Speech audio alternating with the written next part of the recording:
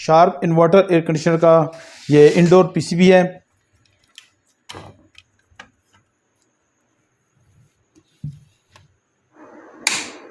और ये जो ही मैंने इसको इलेक्ट्रिक दी है तो इसका जो है मेरे ख्याल में ये जो पॉइंट है मेरे पास इस वक्त जिस पे ये लगा हुआ है, इसका ब्रेकर जो है वो ट्रिप कर गया है। यहाँ पर मैंने ये बात नोट की है कि इस पीसीबी को इसके इस बॉक्स से निकालना थोड़ा सा मुश्किल होता है और बाज़ दफ़ा जो है वो कुछ दोस्त लेके आते हैं तो वो उन्होंने पीसीबी यहाँ पे इस डब्बे को ख़राब कर देते हैं। तो मैं आपको बताऊँगा इसका राइट तरीका कैसे है। यहाँ पर ये देखें, कंपनी ने यहाँ पे ये फोम सा यहाँ पे इंस्टॉल किया हुआ है। तो इसको सबसे पहले आपने हटाना है। ये देखें, इसके पीछे ग्लू लगी होती है तो ज़रा मुश्किल निकलता है। कोई सी भी फ्लैट चीज़ ले लें तो इसको नीचे से डाल के और ज़ोर से बाहर की तरफ करेंगे तो ये बाहर आ जाएगा। मैंने भी ये पहले एक दफ़ा इसको बाहर निकाल चुका हूँ, इस वजह से ये जल्दी आ गया। लेकिन ये नीचे लगा होता है तो इसको थोड़ा प्रेस करेंगे तो ऊपर आ जाएगा। और इसको संभाल लें ताकि दोबारा से हम इसको लगा सकें। इसके बाद जो अगला स्टेप होगा, इसी को हमने बैक की तरफ पुश करना है। और अगर हो सकता है अगर आपके पास इस तरह की कुछ होल्डिंग चीज़ है तो वो ज़्यादा बेस्ट रहेगी। तो फिर हम ज़्यादा आसानी से जो है वो इसको निकाल सकते हैं। पहले डाल दिया इसको मैंने और ये देखें जी, ये आराम से ये जो बाहर आ गया। अब जो अगला मरहला है वो इससे थोड़ा ज़्यादा मुश्किल है। अब इस पॉइंट को गौर से देखें तो ये हुक की तरह ये ऊपर जो है वो पीस लगा हुआ है। इसके लिए क्या करना है, वही टेक्निक सेम रहेगी। आपके पास ये पहले इस तरह से होल्डिंग का कुछ जो है वो बेंड किया हुआ इस तरह से चीज़ होनी चाहिए। तो आपने क्या करना है कि इसको इसके अंदर डाल लेना है। नेक्स्ट जो है हमारे पास नोज प्लायर होना चाहिए, तो उसके ज़रिए से बाकी का काम होगा। अंदर की तरफ प्रेस करेंगे और साथ ही ये जो होल्डर हमने लगाया था इसको ऊपर की तरफ प्रेस पुश कर लेंगे, खींच लेंगे अपनी तरफ।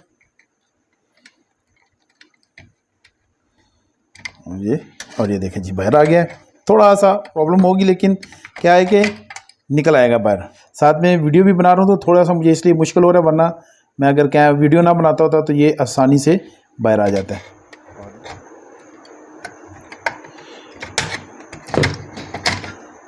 ये हो गया बाहर। साथ ही देखें जी यहाँ पर ये जला हुआ है और जलने की वजह से जो है वो यहाँ पे शॉर्ट सर्किट हो रहा था। अब इस पीसीबी की हम टेस्टिंग शुरू करते हैं। सबसे पहले हम ये एनालाइज करते हैं कि यहाँ पे प्रॉब्लम क्या हो सकती है। तो जो इसका फ्यूज़ है वो ज़ाहिर बात है जल गया हुआ है और ये जगह जो ब्लैक हुई थी ये फ्यूज़ वाली जगह थी जो मैं ऑलरेडी आपको दिखा चुका हूँ। लेकिन फ्यूज़ जो है वो एक दफ़ा जल जाए तो वो दोबारा प्रॉब्लम नहीं करता है। अब इसका मतलब ये है कि आगे कुछ प्रॉब्लम मौजूद है जिसकी वजह से ये प्रॉब्लम आई है। तो सबसे पहले तो हम इसके फ्यूज़ को ही चेक कर लेते हैं कि इसमें कंटिन्यूटी मौजूद है कि नहीं है, देख लेते हैं। और ये देखें जी यहाँ पर कंटिन्यूटी मौजूद नहीं है, लेकिन इसके बावजूद भी यहाँ पे प्रॉब्लम आई है। जो हमारा ब्रेकर था वो ट्रिप हो गया था। इसका मतलब ये हो गया कि जो यहाँ पर देखें, मैं आपको दिखाता हूँ, ये फेज़ है, यहाँ पर ये फेज़ हो गया और ये लाइन हो गया। इसका मतलब ये है कि जो फेज़ है वो तो इस फ्यूज़ के साथ लगा हुआ है, ये तो डिस्कनेक्टेड है, लेकिन जो न्यूट्रल है वो तो साथ जुड़ा हुआ है और ये डायरेक्ट होता है। और यहाँ पे देखें ये डायरेक्ट जो है वो आगे सिस्टम के अंदर जा रहा है। अब ये जब डायरेक्ट सिस्टम में जा रहा है तो फिर भी फ्यूज़ को ये जो है वो गिरा रहा है या ट्रिप कर रहा है, तो इसका मतलब है कि इस साइड में भी प्रॉब्लम हो सकती है। अब ये चीज़ें चेक कर लेते हैं। यहाँ पर लाइन फ़िल्टर लगा हुआ है, तो लाइन फ़िल्टर जो है वो दिखने में तो बिल्कुल ठीक नज़र आ रहा है। ये देखें बिल्कुल इसमें ऐसा कोई भी प्रॉब्लम मुझे नज़र नहीं आ रही है कि मैं कह सकूँ कि ये प्रॉब्लम करेगा। वैसे भी ये एक दोनों साइडों पे एक एक वायर जो है वो कुछ काउंट्स में जो है वो लिपटी होती है। अगर यहाँ पे ये जल जाएं तो इतनी मसला नहीं आता है, लेकिन जब ये आपस में जुड़ जाएं तो फिर प्रॉब्लम आती है। लेकिन इस वक्त इसमें ऐसा कोई भी इशू नहीं है। अब इसके बाद आगे लगा हुआ है जी ब्रिज रेक्टिफायर। तो इस ब्रिज रेक्टिफायर को चेक कर लेते हैं, इसमें प्रॉब्लम आ सकती है या फिर आगे कोई कंपोनेंट है वो भी प्रॉब्लम कर सकते हैं। और इस ब्रिज रेक्टिफायर को हम चेक करेंगे मल्टीमीटर के साथ, और मल्टीमीटर को जो है वो हम डायोड मोड पे सेट कर लेते हैं। और यहाँ पर ये जो कट लगा हुआ है ये पॉजिटिव साइड है, तो हम इस तरफ से इसको देख लेंगे। पॉजिटिव पॉइंट पे पॉजिटिव प्रोब रख लेंगे और नेगेटिव पर नेगेटिव रख लेंगे। देखें ये किसी किस्म की कोई शॉर्ट सर्किट तो शो नहीं कर रहा है, इसलिए हम पोलैरिटी को चेंज कर लेते हैं। अब पॉजिटिव पे नेगेटिव आ जाएगी प्रोब, और ये प्रिंट जो है वो यहाँ पे गर्म हुआ है, लेकिन ये डिस्कनेक्ट नहीं हुआ। लेकिन गर्म हो चुका है। अब इसके ब्रिज रेक्टिफायर को हम प्रॉपर्ली चेक कर लेते हैं। जो नेगेटिव प्रोब है वो पॉजिटिव साइड पे रखेंगे और जो पॉजिटिव प्रोब है वो नेगेटिव साइड पे रख लेंगे। अब ये देख सकते हैं कि ये 0.479 जो है वो इस वक्त शो हो रहा है, मतलब कि ये जो डायोड है ये बिल्कुल ठीक है। अब इसके बाद नेक्स्ट को देख लेते हैं, तो यहाँ पर हमें 0 शो हो रहा है जी, तो मतलब यहाँ पे शॉर्ट सर्किट है।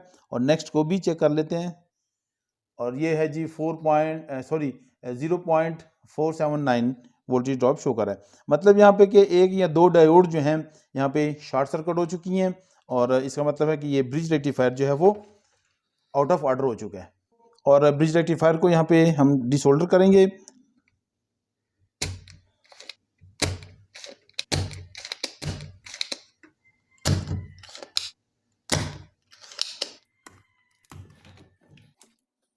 तो ये देखें जी, ये कुछ इस तरह से फ्यूज़ लगा होता है इस पर, और ये 3.15 एम्पेयर्स का और 250 वोल्ट का ये फ्यूज़ यहाँ पे इंस्टॉल है। तो ये देखें, इसका नंबर जो है वो GBL2J इस ब्रिज रेक्टिफायर का नंबर है। तो मेरे ख्याल से ये 2 एम्पेयर्स का है, और हम भी इसी साइज़ में ये दोबारा लगा देंगे। अब यहाँ पर इसके आगे जो है वो कैपेसिटर लगा होता है, तो कैपेसिटर को हम चेक कर लेंगे कि ये तो शॉर्ट सर्किट या फिर प्रॉब्लम नहीं है इसमें। तो मल्टीमीटर को जो है वो मैंने देखिए कंटिन्यूटी मोड पे ले गया हूँ, और यहाँ पर हम टेस्ट करेंगे। और प्रोब्स का आपने बहुत ज़्यादा ख्याल रखना है कि प्रोब्स कहाँ पर हैं, और फिर इसको चेंज करना है। तो देखें, जब इस साइड में मैंने लगाया तो किसी किस्म की कोई भी कुछ भी हमें नज़र नहीं आ रही है, सुनाई नहीं दे रही है। ये प्रोब्स की पोलैरिटी को चेंज कर लेंगे, और अब देखें यहाँ पे मैंने चेंज कर दिया। अब देखते हैं क्या क्या इसमें से किसी किस्म की बीप या कुछ आती साउंड। ये देखें जी, बिल्कुल भी नहीं आ रही। बाज़ दफ़ा ऐसा हो जाता है कि अगर कैपेसिटर अंदर से ख़राब हो चुका है, डिस्कनेक्ट हो चुका है, तो फिर भी बीप नहीं आएगी, और अगर ठीक है तो फिर भी बाज़ दफ़ा बीप नहीं आती है। लेकिन हल्की सी इसमें से आनी चाहिए थी, लेकिन अभी तक इसमें से कुछ भी आवाज़ नहीं आई। तो चांस है कि ये कैपेसिटर आपका ठीक हो या फिर ख़राब हो। और ये जो कैपेसिटर इसमें लगा हुआ है ये तकरीबन 33 माइक्रोफैरड और 450 वोल्ट का यहाँ पे लगा हुआ है। तो मैं क्या करूँगा कि इस कैपेसिटर को जो है वो मस्ट चेंज कर दूंगा, क्योंकि ऐसा ना हो कि मैं दोबारा सिस्टम को लगाऊं तो मेरा जो है सिस्टम मज़ीद ख़राब हो जाए।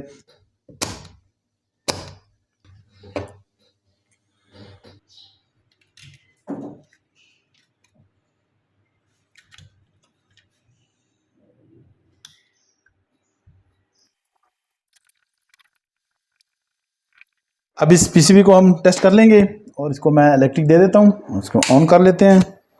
अब पहले रिमोट के साथ मैं चेक कर लूँगा इसको, और ये देखें ये रिमोट के साथ ऑन नहीं हो रहा है, स्विच के साथ कर लेते हैं। तो ये ऑन नहीं हो रहा है। ऑफ द कैमरा मैंने इस पर काम किया है, तो ये ऑन हो रहा था, लेकिन अभी फिर से ये ऑन नहीं हो रहा है। तो इसलिए इसका मसला जो है वो ये है कि इसका प्रॉब्लम स्विचिंग आईसी में मुझे लग रही है, तो उसको दोबारा से चेंज कर देते हैं।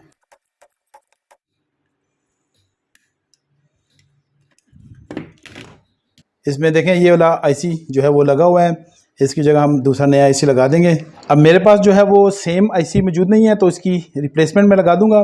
तो ये भी तकरीबन सेम ही है, उसी नंबर का ही है, लेकिन नंबर डिफरेंट है, लेकिन काम सेम ही करता है। तो ये देखें, ये मेरे पास है MIP2F2।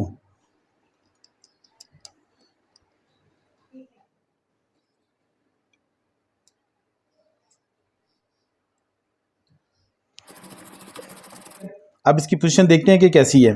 तो इसको मैंने इलेक्ट्रिक दे दी हुई है, तो इसके हम 3 से 4 टेस्ट करेंगे मुख्तलिफ तरीक़ों से। तो पहला टेस्ट होगा इसका रिमोट के साथ। तो ये देखें रिमोट के साथ ये ऑन हो चुका है, और ये फ़ैन मोटर भी ऑन हो चुकी है। इसको बंद कर देते हैं।